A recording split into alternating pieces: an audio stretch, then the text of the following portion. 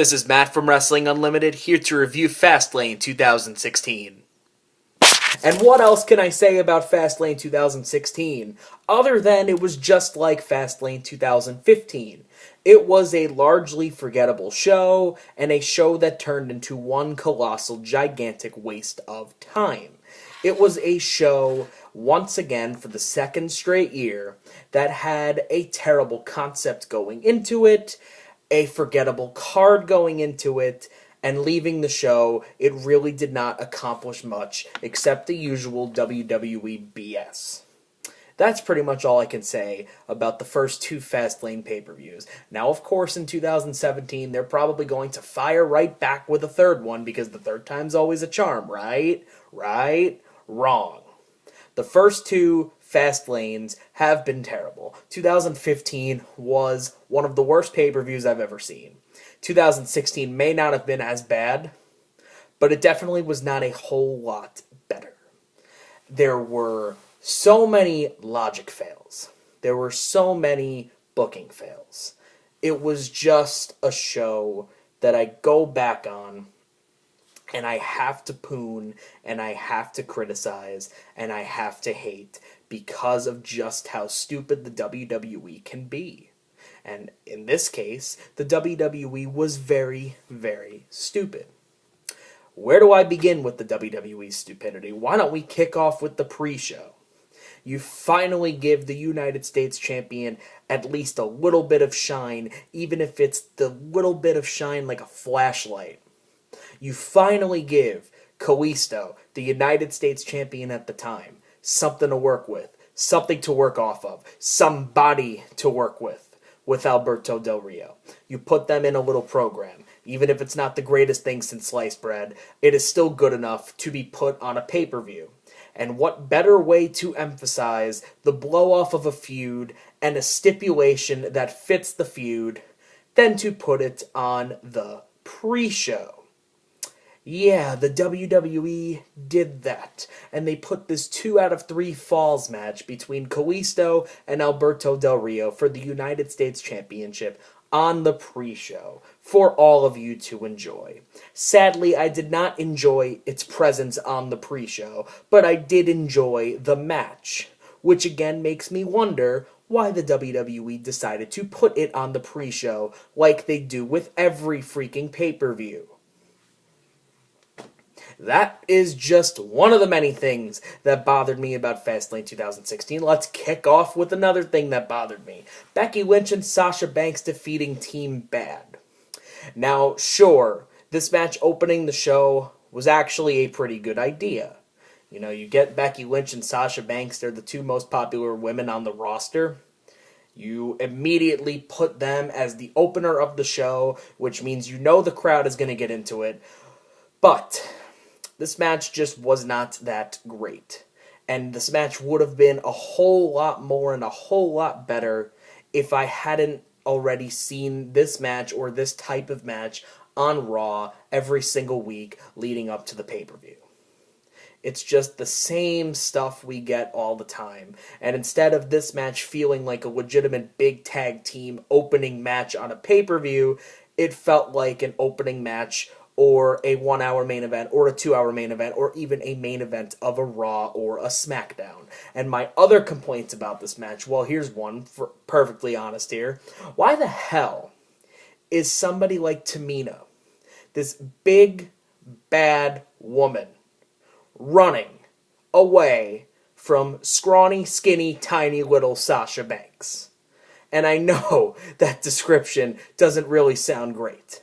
But let's be completely realistic here. Tamina, when you look at actual threats in this women's division, Tamina's actually the most believable, other than Nia Jax, the most believable threat in this division.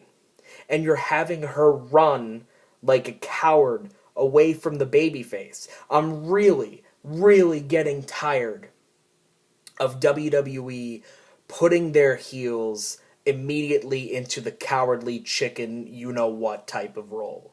Not every heel needs to run away from every fight. You need some heels, like Brock Lesnar used to do, and Brock Lesnar still does. He is the big bad you-know-what, the big bad SOB, that just comes and does whatever the hell he wants. Why can't we do that?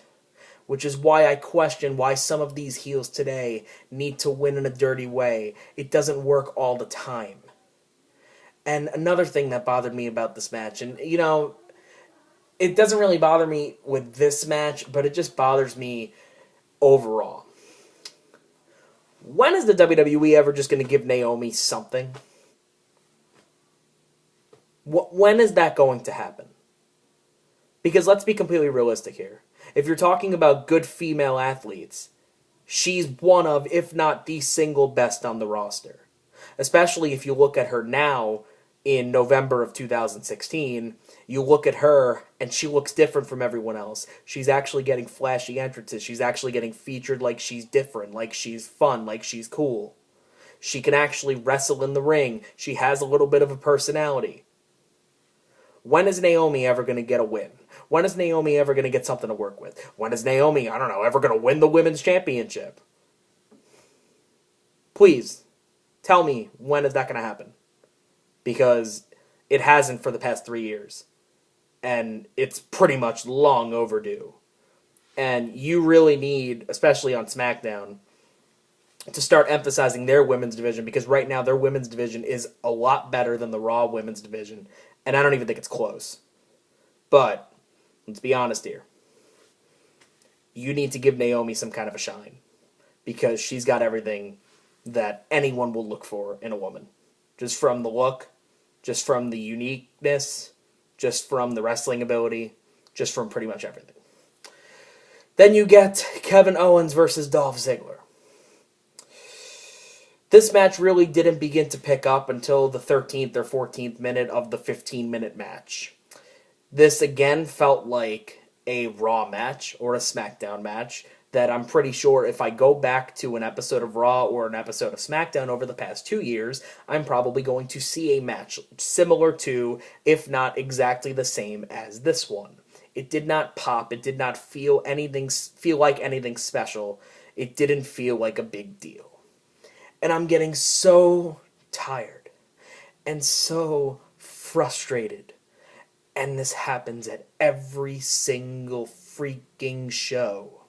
I'm getting so sick and tired and disgusted with the overuse of the "This is awesome" chant. This match was nowhere near great, nowhere near good, and I wouldn't even call it solid, and yet it gets the "This is awesome" chant, just because it's Kevin Owens and it's Dolph Ziggler. I love Kevin Owens to death, but not everything he does is gold. Look at his Universal Championship run. It has not been that good, no matter what spin you want to try and put on it. This match did not deserve the "This is awesome" chant when I see this type of match every single week on Raw. It's not special. And the feud up to it was not good. And the match was not that good. Kevin Owens going over, was the only redeeming quality of this match. But even that couldn't save the 15-minute debacle that was this match. Speaking of debacles, I think it's safe to say that anything that involves the Wyatt family at this point is going to ultimately wind up being a debacle. It's going to ultimately wind up being one big, fat, colossal waste of time. And here you have the Wyatt family. You've got Bray, who is pretty much the total package. He's got some wrestling ability. He's got the mic work. He's got the uniqueness. He's got the tools around him. And yet he loses everything he's in. And somehow, some way, the WWE and especially the IWC, the WWE fans, are still holding on to that thought that this guy can actually become a main event star. How can he do that when he's given nothing to work with and he loses every single big match he's in? Even the matches that aren't big matches, he winds up losing or looking absolutely terrible in a win. And in this case, You have the Wyatt family. You have Bray. You have Luke Harper. You have Eric Rowan. You have Braun Strowman. And you have them lose to Kane, Big Show, and Ryback. Mind you that it wasn't too long after this that they decided to turn Ryback heel again for no goddamn reason. You have this crop of talent ranging from Bray Wyatt, who to me is the total package, and Luke Harper might be at his level or beyond that, and Braun Strowman, who you can legit argue is a main eventer with the size, and with the look, and with the uniqueness, and with him just looking different, that he could be a main event star. And you have them lose to three guys that, looking now in November of 2016, one of them is gone, and the other two are in lesser roles on their way to retirement, excuse me. What was the point of this? Just like what was the point of Charlotte defeating Brie Bella? At no point did you ever imagine Brie Bella going over. This match wasn't even that good. I don't like Brie Bella as a performer. I don't really like Nikki that much as a performer, although I think when it comes to improvement, you can definitely see more improvement in Nikki than you can with Brie. Maybe that's just my opinion, but it's my opinion. The match of the night for me was AJ Styles beating Chris Jericho, and even this match wasn't that good. You know, it was very spotty, and it was very choppy, and there were some botches here or there. But when you look at the grand scheme of things, especially where they were going to go after this, which was them facing off one final time at WrestleMania, I actually would have preferred Jericho going over here, so that way you can give AJ Styles the big WrestleMania win, his first Mania win, and you could just call it a day. It did not work like that. However, even though this match was not that great, I wouldn't even call it good. I would probably call it solid.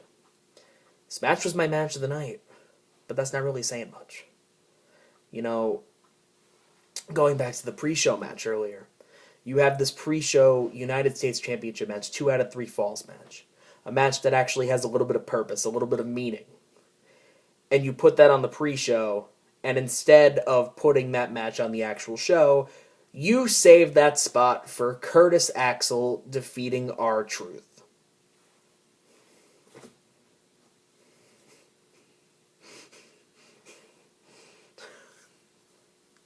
Kalisto, starting to get over as the underdog type of babyface, the babyface mid-card champion. He's starting to get over really well with the crowd. You know, you got the crowd doing the lucha chants, and Kalisto's actually finding a way to get over. And yet you put him on the pre-show instead of putting Curtis Axel and R-Truth on the pre-show. You gave this match a spot on the pay-per-view. What else can you say? If you want to know how Fastlane 2016 was summed up in one word, it was illogical. And speaking of illogical, this triple threat number 1 contenders match. Granted, going up to the finish, this match could have been the best of the night. It probably, in a lot of your cases, would be the match of the night. Probably was the match of the night. And for the most part, I agree with you. It felt like a match worthy of a pay-per-view main event. It felt like a match worthy of a pay-per-view slot in general. You got Roman Reigns, you got Dean Ambrose, you got Brock Lesnar.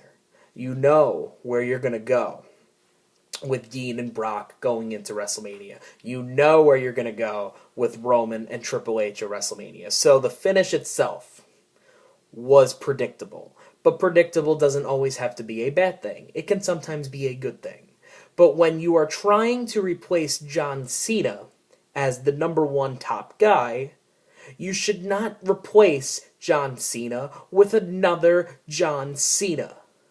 And you have Roman Reigns here. And all of a sudden, he gets hit with the chair repeatedly, over and over and over again. Dean Ambrose is attacking his partner, is attacking his friend, and then all of a sudden, boom, out of nowhere, he just springs up and hits him with the spear and it's over. See, stuff like that makes me concerned about how the WWE is going to utilize Roman Reigns going forward. Because, like I've stated before, and like I've stated over and over and over again, the best thing to do when it comes to replacing John Cena is to not replace him with another Cena. And Roman Reigns is a version of John Cena that is less charismatic, doesn't have that great of a ring set, a ring move, you know what I'm saying. Of a moveset, there we go, moveset. I forgot the word for it. It's pretty much another version of Cena when you look at some of these matches. Even their match that they had at Hell in a Cell a couple of days ago, the finish felt very, very Cena-esque. And that's not a good thing. And I'm worried that that's how it's going to be going forward with Roman Reigns. And if that's how it's going to be going forward with Roman Reigns, they might as well just pull the rug out from under him now. Because that's going to wind up being one big, gigantic, colossal waste of time. Just like Fastlane 2016, going back and watching it over and over and over again, looking back at every match, looking back at every moment, was one big, gigantic, colossal waste of time. The one thing I can say that it did was it gave you a clear idea of where the WWE was going at WrestleMania 32. So I guess that would be a good thing.